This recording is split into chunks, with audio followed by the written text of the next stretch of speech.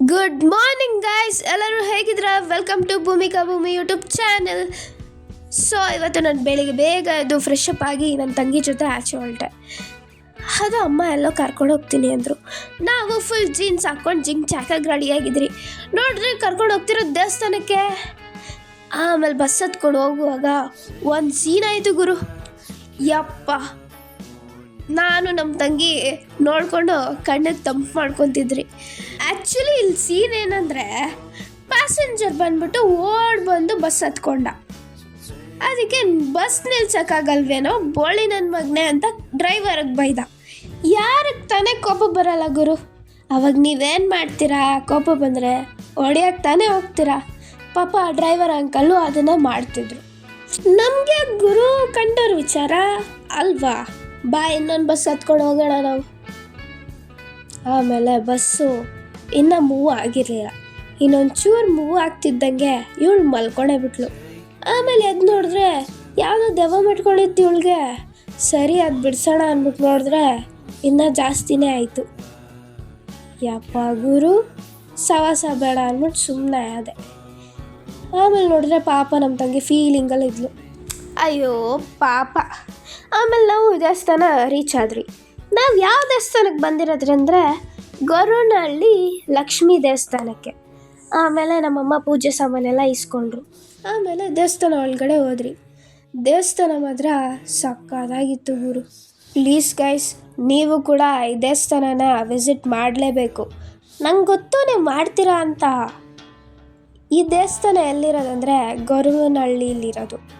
ನಾನು ಲೊಕೇಶನ್ನ ಡಿಸ್ಕ್ರಿಪ್ಷನಲ್ಲಿ ಹಾಕಿರ್ತೀನಿ. ಆಮೇಲೆ ಸ್ವಾಮಿಗಳಿಗೂ ಕಾಲಿಗೆ ನಮಸ್ಕಾರ ಹಾಕ್ಕೊಂಡು ನಾನು ಕೂಡ ಕೈ ಮುಗಿಯೋಕ್ಕೆ ಸ್ಟಾರ್ಟ್ ಮಾಡಿದೆ. ಏನು ಬೇಡ್ಕೊಂಡೆ ಅಂತ ಯೋಚನೆ ಮಾಡ್ತಿದ್ದೀರಾ? ಏನೂ ಇಲ್ಲ ಗೈಸ್, ನನಗೂ ಸ್ವಲ್ಪ ಒಳ್ಳೆ ಬುದ್ಧಿ ಕೊಡಮ್ಮ. ಇವಾಗೇನೋ ಒಂದು ಒಳ್ಳೆ ಕೆಲಸ ಸ್ಟಾರ್ಟ್ ಮಾಡಿದ್ದೀನಿ, ಅದರಲ್ಲಿ ತುಂಬ ಎತ್ತರವಾಗಿ ಬೆಳೆಸಮ್ಮ ಅಂತ ಬೇಡ್ಕೊಂಡೆ. ಪ್ರಪಂಚದಲ್ಲಿರೋ ಜನಗಳಿಗೆಲ್ಲ ಕೆಟ್ಟ ಬುದ್ಧಿ ಎಲ್ಲ ಓಡಿಸ್ಬಿಟ್ಟು ಒಳ್ಳೆ ಬುದ್ಧಿ ಕೊಡಮ್ಮ ಅಂತ ಕೇಳ್ಕೊಂಡೆ ಗೈಸ್. ಆಮೇಲೆ ಈ ಅಜ್ಜಿ ಯಾರಂತ ನೋಡ್ತಿದ್ದೀರಾ? ಇವ್ರ ಬಗ್ಗೆ ನಾನು ಆಮೇಲೆ ಹೇಳ್ತೀನಿ ಬನ್ನಿ. ಇವ್ರ ಹೆಸರು ಬಂದ್ಬಿಟ್ಟು ಕಮಲಮ್ಮ ಅಂತ. ಆಮೇಲೆ ಹೇಳ್ತೀನಿ. ಆಮೇಲೆ ಅಮ್ಮ ಕುಂಕುಮ ಅರ್ಚನೆ ಮಾಡಿಸೋದ್ರಿಂದ ಮನೆಗೆ ತುಂಬ ಒಳ್ಳೆಯದಾಗುತ್ತೆ ಅಂದ್ಬಿಟ್ಟು ಕುಂಕುಮ ಅರ್ಚನೆ ಮಾಡ್ಸೋಕ್ಕೆ ಸ್ಟಾರ್ಟ್ ಮಾಡಿದ್ರು. ನೀವು ಕೂಡ ಇಲ್ಲೇನಾದರೂ ಬಂದರೆ ಈ ಅರ್ಚನೆನ ಮಾಡಿಸೋದು ಮರಿಬೇಡಿ.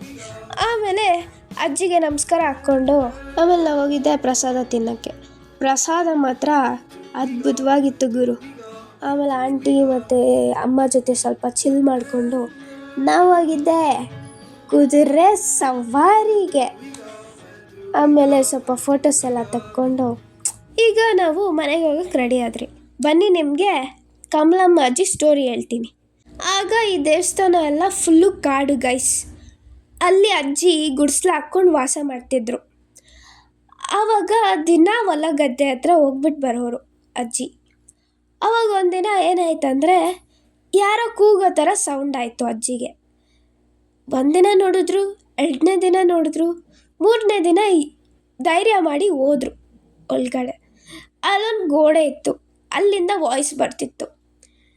ಅದಕ್ಕೆ ಅಜ್ಜಿ ಕೇಳ್ತಾರೆ, ನೀನು ದೇವ್ರ ದೆವ್ವನ ಪೀಡೆನಾ, ಎದುರುಗಡೆ ಬಾ ಅಂತ.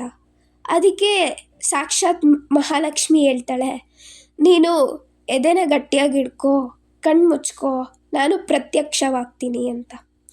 ಆಮೇಲೆ ತಾಯಿ ಪ್ರತ್ಯಕ್ಷವಾಗ್ತಾರೆ. ಆಮೇಲೆ ಅಜ್ಜಿಗೆ ಶಾಕ್ ಆಗುತ್ತೆ. ಹೇಳಮ್ಮ, ಏನು ನನ್ನ ಕರೆದಿದ್ದು ಅಂತ ಅಜ್ಜಿ ಕೇಳ್ತಾರೆ. ಏನೂ ಇಲ್ಲ ಅಮ್ಮ, ನೀನು ದಿನನಿತ್ಯ ನನ್ನ ಪೂಜೆ ಮಾಡ್ಕೊಂಡು ಹೋಗು ಅಂತ ತಾಯಿ ಹೇಳ್ತಾಳೆ. ಅದಕ್ಕೆ ಅಜ್ಜಿ ಹೇಳ್ತಾರೆ, ಇಲ್ಲ ಅಮ್ಮ, ನಂಗೆ ವಯಸ್ಸಾಯಿತು, ನನ್ನ ಕೈಯಲ್ಲಿ ಆಗಲ್ಲ ಅಂತ. ಆಮೇಲೆ ತಾಯಿ ಹೇಳ್ತಾಳೆ, ಇಲ್ಲಮ್ಮ, ನಿಂಗಾಗುತ್ತೆ, ನೀನು ಮಾಡು, ನಾನು ನಿಂಗೆ ಶಕ್ತಿ ಕೊಡ್ತೀನಿ ಅಂತ ಹೇಳ್ತಾಳೆ. ಸರಿ ಅಂದ್ಬಿಟ್ಟು ಆವತ್ತಿಂದ ಅಜ್ಜಿ ಸ್ಟಾರ್ಟ್ ಮಾಡ್ತಾರೆ.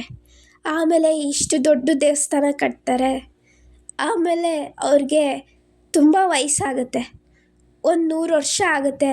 ಆಮೇಲೆ ಅವರು ಮಗು ಥರ ಆಗಿ ಜೀವಂತ ಸಮಾಧಿ ಆಗ್ತಾರೆ. ಓಕೆ ಗಾಯ್ಸ್, ಬಾಯ್. ಇದಾಗಿತ್ತು ಇವತ್ತಿನ ವ್ಲಾಗ್.